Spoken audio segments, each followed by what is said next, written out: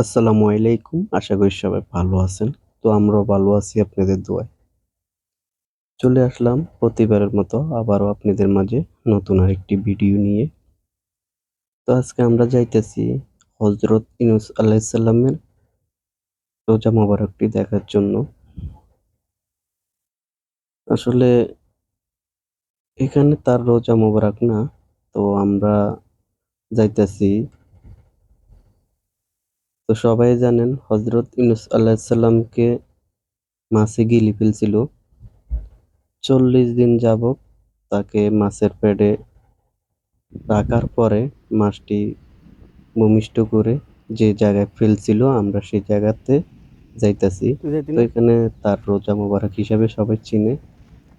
তো দেখতে পাচ্ছেন আমরা অলরেডি চলে আসলাম। আর যে জায়গাটাতে আসছি ওইটা রয়েছে ওমান সালালা রিসোর্ট, সাগর পাড়ের লগে এই মাজারটি রয়েছে। তো আমার সঙ্গে আসছে আমার ছোট ভাই বেলাল ভাই। দেখতে পাচ্ছেন বেলাল ভাই যাইতেছে আর আমি আপনাদের দেখানোর চেষ্টা করতেছি।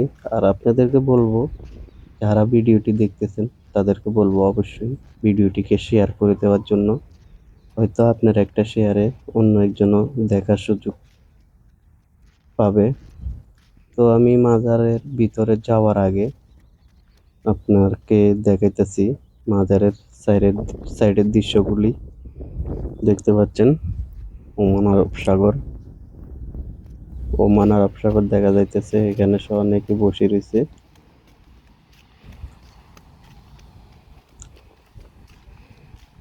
দেখতে পাচ্ছেন আমি চারিদিকের দৃশ্যটা আপনাদেরকে দেখাইতেছি।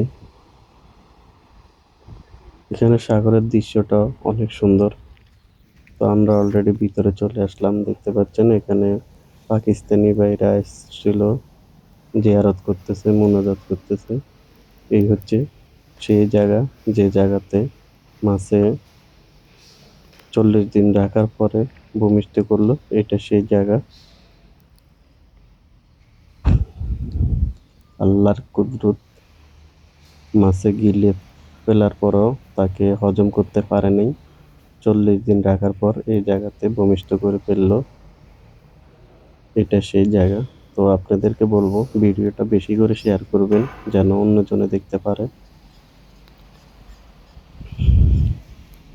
আমি কখনো কল্পনা করতে পারিনি এরকম তার যে জায়গাগুলো দেখতে পারবো।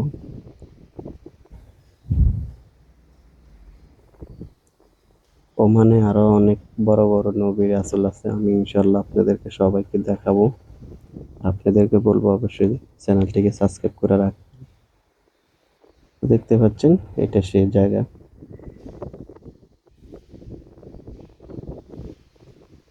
এখানে যত্ন নেওয়ার জন্য মানুষ আছে। আর বেশিরভাগই পাকিস্তানি, বাঙালি, ইন্ডিয়ান, কেরালার মানুষগুলো এখানে আসে, জিয়ারত করে, মুনাজাত করে। আমি চারদিকের দৃশ্যটা দেখাইতেছি আপনাদেরকে।